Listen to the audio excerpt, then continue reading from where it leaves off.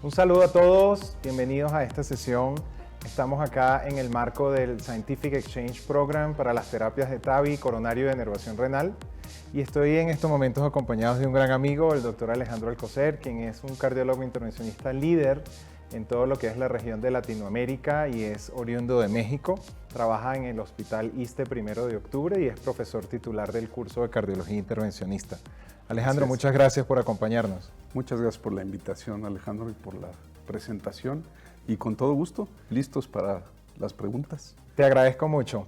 Quería comenzar un poquito sobre lo que es la terapia de TAVI actualmente. Hoy en día estamos observando que cada vez pacientes más jóvenes están siendo tratados con esta intervención que al comienzo era prácticamente restringida a pacientes octogenarios o con una expectativa de vida muy reducida. ¿Cuál es tu perspectiva en relación a esto y qué miras de cara a futuro?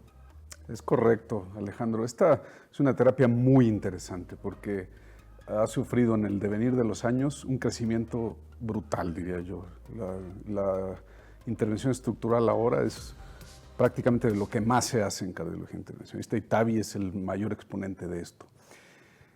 Esto ha sido un proceso histórico. Esta tecnología, como bien dices, empezó para gente octogenaria de muy alto riesgo quirúrgico o inclusive inoperables, y con las primeras generaciones de la tecnología los resultados fueron muy buenos en ese grupo de pacientes específicamente. Pero en el devenir de los años se ha ido cada vez tirando hacia el riesgo menor, al riesgo quirúrgico menor y la edad por consiguiente. Y con las mejoras tecnológicas de cada una de las generaciones que van surgiendo, los resultados han sido comparativamente iguales o inclusive mejores que los quirúrgicos. Es por esto que la tendencia actual es a cada vez tratar pacientes más jóvenes y de más bajo riesgo. Ese es un punto interesante porque hoy en día la tendencia parece ser ya no más evaluar un perfil de riesgo cardiovascular, sino enfocarse en la edad y la expectativa de vida de los pacientes. ¿Es correcto? Es correcto. Actualmente es aceptado. Mira, nosotros generalmente nos regimos en mucho por las guías de manejo, tanto norteamericanas como europeas, y ya está plasmado en las guías que la edad ahora es un factor muy importante a considerar para la toma de decisiones. Para los europeos es muy claro que pacientes de más de 75 años son buenos candidatos al manejo con TAVI, independientemente del riesgo quirúrgico. Los americanos en ese sentido son un poco más agresivos e inclusive aceptan que más de 65 años podría ser el nivel de corte para proponer y para hacer esta terapia en pacientes jóvenes de más de 65 años de edad. Con algunas cuestiones que tiene uno que tomar en cuenta, si son buenos candidatos anatómicos, si realmente se benefician de un resultado adecuado del procedimiento, en fin, un análisis que se tiene que hacer de cada paciente en particular.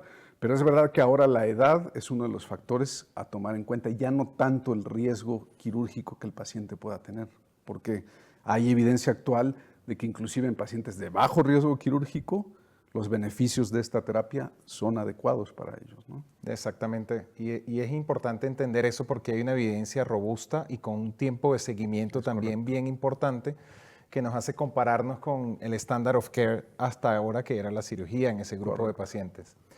Hablando un poquito de Latinoamérica, Alejandro, ¿cuál es tu perspectiva en relación a la terapia desde el punto de vista de acceso, de penetración y de disponibilidad en toda la región, siendo tú un líder latinoamericano en el intervencionismo transcatéter de válvula aórtica?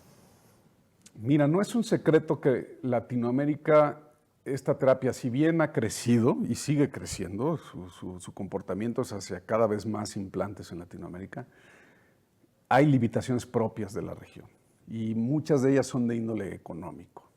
No son terapias económicas, son terapias costosas. Costosas a lo mejor en el gasto directo. Cuando uno analiza a profundidad el asunto, para los sistemas de salud acaban siendo terapias buenas, porque quizás el costo inicial es alto, pero el costo del seguimiento, el costo de la disminución de complicaciones, de largo plazo del paciente disminuye considerablemente. Entonces, visto en el panorama general, probablemente no tendríamos que verlo como algo tan costoso, sino que algo que es costo-beneficio, inclusive para el paciente, obviamente, y para el sistema de salud en general. Entonces, creo que cuando entendamos eso, va a tener aún mayor grado de penetración. Pero creo que ahora eso ha sido una de las limitantes que hemos tenido. Con respecto al tema del de la edad de implante, lo que estamos haciendo en Latinoamérica, también es muy variable. Cada región tiene sus normas y sus sistemas de salud.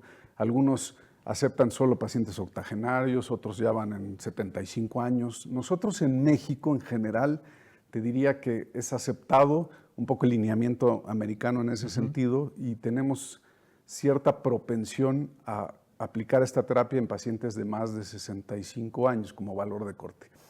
Esto tiene distintas explicaciones. En muchas ocasiones tiene que ver con los resultados quirúrgicos que no necesariamente son buenos siempre. Entonces, es otra cosa que tiene uno que poner en la balanza. Un paciente joven, aunque sea de riesgo quirúrgico bajo, si no le podemos ofrecer un buen resultado quirúrgico apropiado, TAVI viene a homogeneizar un poco los resultados. Esa es otra de las virtudes de TAVI. TAVI es una terapia que conforme se ponen centros de cierta experiencia con operadores de experiencia, los resultados en general son muy homogéneos. Y eso está descrito en las guías, ¿no, Alejandro? O sea, el porcentaje de mortalidad y desenlaces cardiovasculares adversos, tanto en grupos de intervencionismo como en grupos quirúrgicos, ayuda a definir cuál es la mejor estrategia para el paciente.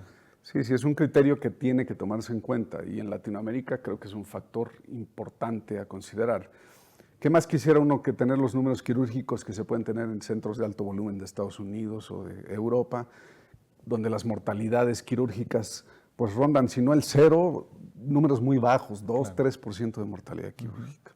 No es la realidad de lo que sucede en nuestros países y por eso es que estas terapias han venido a sustituir un poco esa situación de tratar de homogenizar el riesgo hacia abajo de los pacientes, haciendo procedimientos, decía yo, en centros de volumen y con operadores experimentados, porque eso sí creo que es un requisito importante para tener buenos resultados también, ¿no? Y ha venido a atender una necesidad que existía en muchos de nuestros países, en donde realmente no había tampoco acceso al tratamiento quirúrgico por toda la infraestructura que se requiere y realmente es una opción y una alternativa que se puede brindar con mucha seguridad. Ha sido súper interesante esta plática, Alejandro. Quisiera despedirnos con un mensaje que quisieras compartir a la comunidad médica de cardiólogos intervencionistas en Latinoamérica, principalmente esas nuevas generaciones que están empezando este camino del intervencionismo cardiovascular. Pues sí, Alejandro, gracias por la invitación. En verdad es muy interesante discutir estos temas. Y bueno, yo diría, para las nuevas generaciones, ellas, los que están graduándose actualmente, pues ya vienen con esto. Ya esto es parte de los programas de los hospitales de alto volumen. Y creo que lo que debe de ser muy importante es que el joven haga conciencia de que para hacer estos procedimientos en forma adecuada, con resultados adecuados, homogéneos, requiere de un proceso de entrenamiento importante y de una educación médica continua. Eso es muy importante porque siempre hablamos de que los procedimientos pueden ser en cierta forma estándar el procedimiento, pero los pacientes nunca son estándar. Siempre vas a encontrar dificultades distintas en cada paciente y es muy importante que tengas conocimiento no solo de cómo se implanta la válvula, sino de cómo se resuelven los potenciales problemas e inclusive más atrás, cómo puedes evitar las complicaciones. Y eso requiere de un análisis muy profundo de la tomografía, de los estudios previos del paciente, conocer adecuadamente la anatomía del paciente para tomar decisiones y prevenir en el caso las complicaciones. Entonces, creo que esto llegó para quedarse.